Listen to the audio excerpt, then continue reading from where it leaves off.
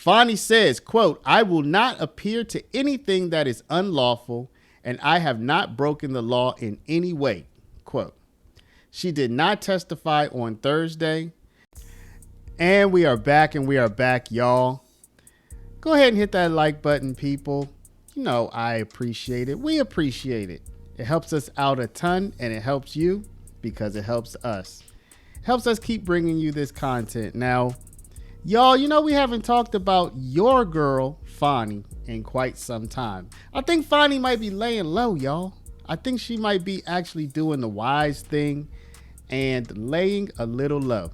But you know what? She can only lay but so low because there are lawmakers in Georgia and there are lawmakers in Washington and there are private organizations and citizens that all want to have a word with Fani Willis about her investigation of then former President Trump, but now President Trump.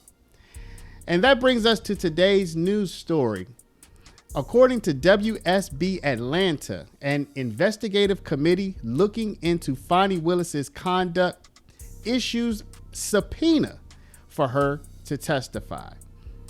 So this says, Channel 2 Action News has obtained a subpoena issued by State Senator Bill Cowsert's Special Investigative Committee ordering Fulton County District Attorney Fani Willis to come testify. That committee met on Thursday, but Willis was not there. Now, y'all, just a point. This news story could have been written a lot more clearly to let us know exactly was the subpoena for her to be there today. It's not clear, okay? But there is a subpoena for her, and she was not there. So I guess we're to conclude that she just decided not to show up. Willis has fought that in court, insisting the committee did not have the constitutional authority to issue that subpoena. Quote, "If she's not willing to come and explain her conduct or misconduct, then we will subpoena her and ask her to come or require her to come," quote, Cowsert told Channel 2's Richard Elliott.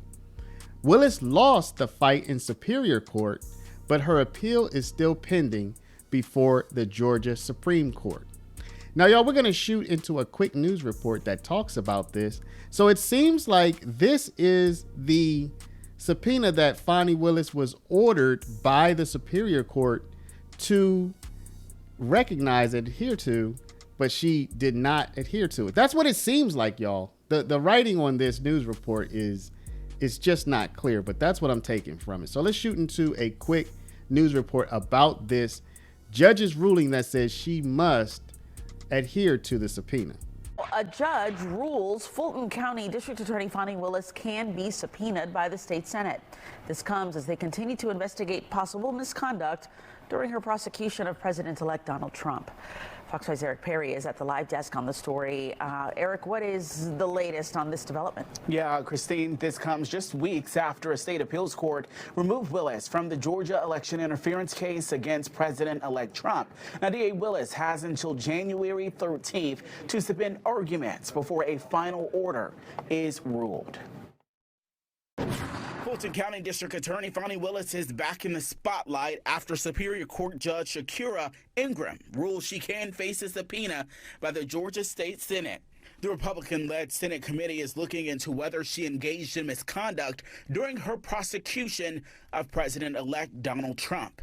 According to the ruling, Willis has until January 13th to submit arguments over whether the subpoenas require her to provide confidential information.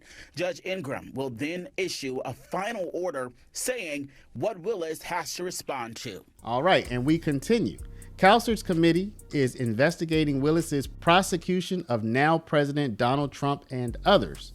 He specifically wants to look into her personal relationship with former special prosecutor Nathan Wade. Wade stepped down after a judge ordered him to. Quote, "I regret that private matter became a focal point in this very important prosecution," end quote. Wade, he had previously told that to ABC News.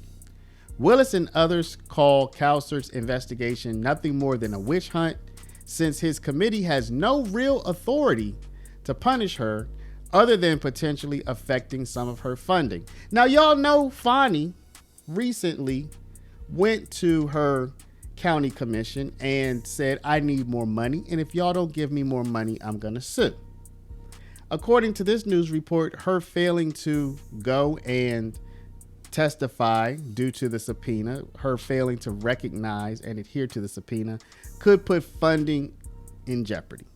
So somebody who, according to this report, at the same time has a funding penalty or potential penalty, needs that funding according to her own assertion that her office is underfunded. Fani says, quote, I will not appear to anything that is unlawful, and I have not broken the law in any way, quote. She did not testify on Thursday.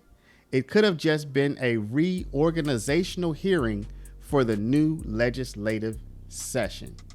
Now, y'all, Fani, this is all on Georgia state level, and it seems like the Georgia legislature and the Georgia courts are having a tough time with Fani, y'all. It looks like they're not able to get Fani to do what they want her to do. But on a federal level, that's a whole nother ball of wax. And you have Judicial Watch, which is, we can call them a watchdog.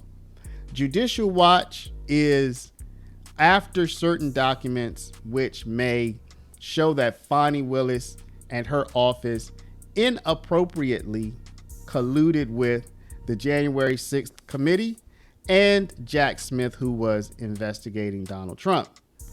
Now, that's what they're after. We don't know if those documents are, we don't know if anything exists. We don't know if anybody did anything wrong, but they're after the documents.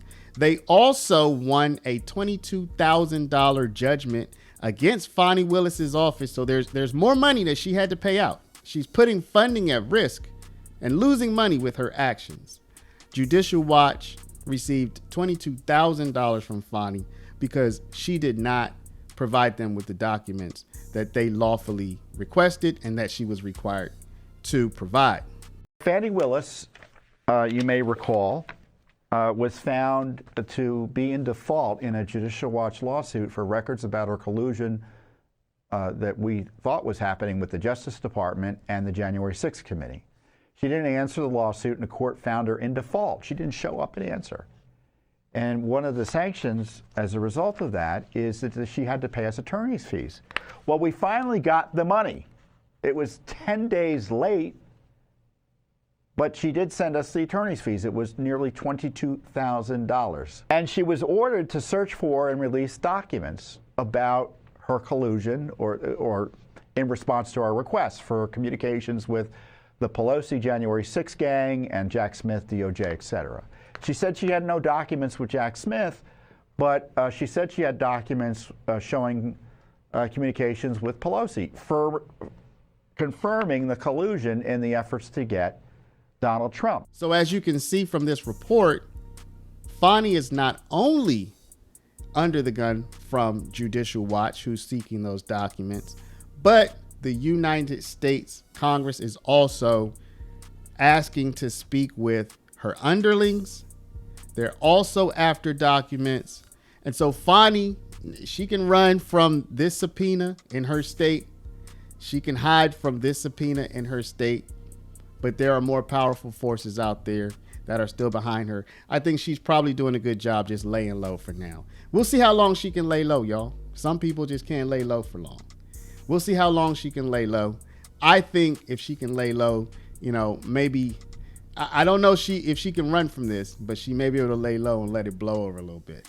Anyway, y'all, so Fani, she has apparently, according to this story, she has shirked off a subpoena to come and talk about how she is handling her constituents' funds. What do y'all think about this, y'all? Let me know in the comments. Do, come on, leave a comment. Let me know. Y'all been great with the comments. I appreciate that.